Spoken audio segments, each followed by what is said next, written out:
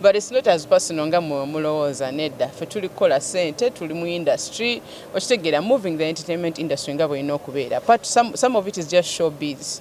Yeah, ate tuli kitambuza bulungi nnyo that's it naye tewali mbu kiri awo mboba musajja oba ki so lwaki mumbuuza musajja nga Sheebah temulabangako n'omusajja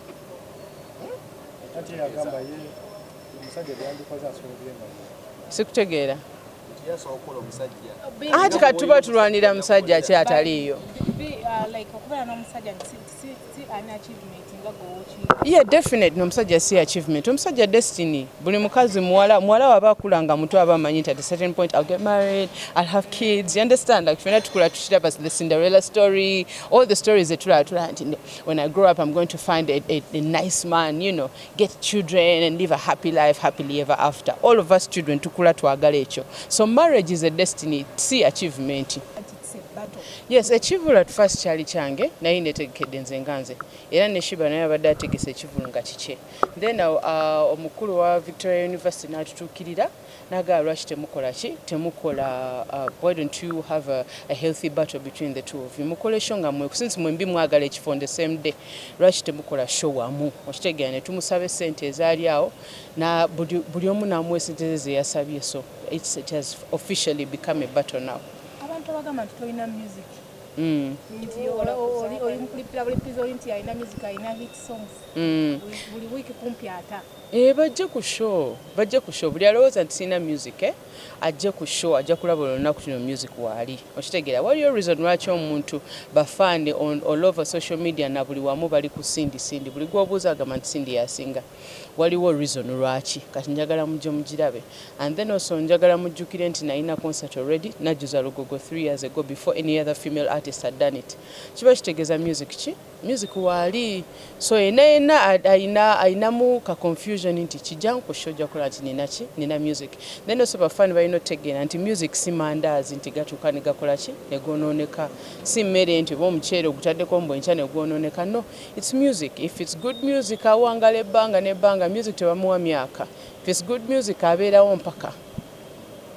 Madam President, omulabi yandyagadde okwebuuza nti do you think this battle is going to be fair lwansonga eteekeddwa aba Victoria University of which opponent was Sheebah is an ambassador ate nga kigambibwa nti era mulinako oluganda but eno gisanze ngeri fair. I think egenda kubeera fair because it's in the interest of Victoria University to have a fair game because kyonna ekivamu kijja ku reflectinga ku bo bwekibeera unfair kijja kuboononeranga bo so as a business entity I think it's the mandate here making sure nti buli kimu kiri fair so that at the end of the day linnya lyabwe terikola ki teryonooneka kuba byabambi mubimanyi bw'oyonoonera omuyimbi gwakola ki gwagwa. Yeah, so it's responsibility yaabwe ate ndowooza baagala buli kimu kibeere fair muntu aleme gamba ate ka university ako ka kisiru biki so it's up to them to make sure that everything goes well so nze neesize bo. I think the judge is Uganda. Tebatekawo judge in particular. Buli omu azze asasudde ssente ze najja. Oyo ye judge. Buli omu ajja kwesalirawo.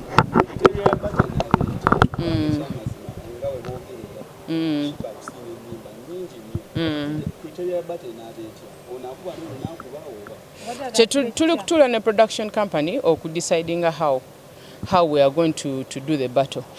Because oyina ennyimba 210 simanyi kyekiganzi zonna olina oziyimba mu shemu because planning akusula Kololo. You know there has to be a certain time, a time setting to work from 9 to midnight. It's only 3 hours. So tulina ozigabana ng'okosa 1.5 hours nange nenkosa 1. So depending on the time gye batuwa bwebeera 2 hours era mu nnyimba ze zonna alina okuyimba 1 hour nange ennyimba ki 1 hour kati sometimes she might have to not sing some songs depending on the program eriwo so kyekiriwo sinti ennyimba ze zonna gena zimba nange ennyimba ezange zonna obudde tebuliiwo and in this Uganda of ours shows zirina okukoma ssaawa 6 so tugenda tuula tusalewo criteria bwalina okubeera the time that they give us gye tugenda okozesa.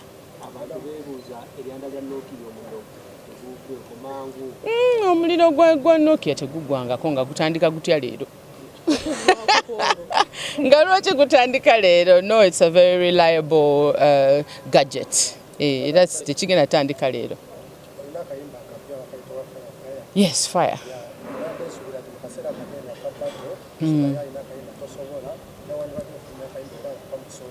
Nasobola dda namusobola dda seetaaga ate kuddamu kola ki kwogera. There is really nothing to ate mbwambo ate nziremu ate ki nedda ekyo namusobola dda akiva olwo tweyongerayo ne music kati agase eggwanga. I don't need to reply to anything right now nedda. Years ago bwe twa initiating eno but omujjukira nti na releasing nate oluyimba olumu ye nate ennyimba 3 okitegeera. At the end of the day oluyimba lwange lukyaliko neki ne leero kyovola waliyo ne gundi abantu bakola challenge ku TikTok osimayo biki ku luyimba lwange lwenata 3 years ago ye nata how many nata 3 songs kati sigenda kuddamu ate ekyo nedda tagenda kunzija kumulamwa nasobola dda kino ekintu nakiwangula dda okiba kitegeeza nti me I feel like I'm speaking from a winning perspective. Yeah, until I won this battle a very long time ago, so it is just munanga abantu bajja olaba bumpate bali bantu okitegeera tebaali ba social media, there were physical people who came. Kati awo benyini tugenda kuva olwo twayongerako okuvaawo. There's been other people who have been added onto this conversation. So ate n'abantu bemulaba nti boogera ku social media bonna bantu, they are physical people, they can show up. Ate waliyo bafani bangi nnyo batali kwogera who are going to come to the show. So nze sirina kyentidde.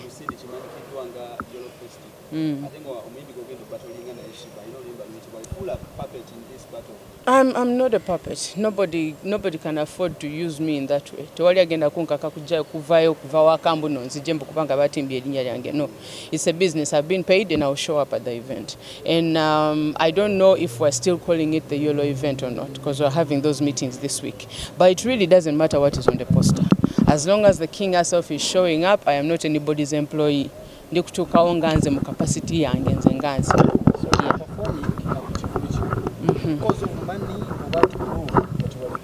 Both. It's a very good business venture. I've been paid really good money. And then also I want to prove. I don't have to prove that I am the king herself. I am the king herself. I just want to show you. Sisobola zogera. Mwaga atandika kunombe wange.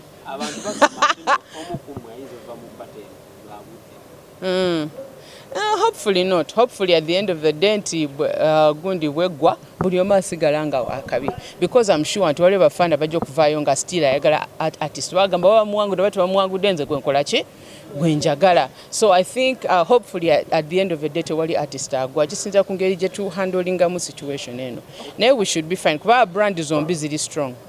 Madam Cindy, don't you think as the king, don't you think ogenda endinga career ya opponent we omuntu gw'oyamba tukita mu industry ogenda kumuggalawo? I'm sure by the time she accepted to do this yali amanyi nti career ye malako okitegeera kuba tewali yamukaka. So mba ndi sure nti decision yagikoze nga amanyi whatever happens I'm still going to stand. So let's rely on her to be the good businesswoman she has always been. Ajja kuba bulungi kubanga agali mu nkubo gagamba nti kimu ku bimutekateeka okubeera nti buli lwayimba olubi olulwe ate lw'omuddamu n'omuyigiriza. Eno showge nedda we're not going to rehearse on that day ngenda soka kuliza kyayogera ndeni nyimba. We are already practicing for the show. Whatever she brings and whatever I bring is what you're going to judge. Are you sharing the same stage? Yeah, we want to share the same stage because we want to be seen in the same light. Bwe twawula stage bayinza okubanga ewange bajja kujjamu amataala ne sound bamuggyeko. Kachovola banjagala stage ebeere nga yeki yemu. Yes.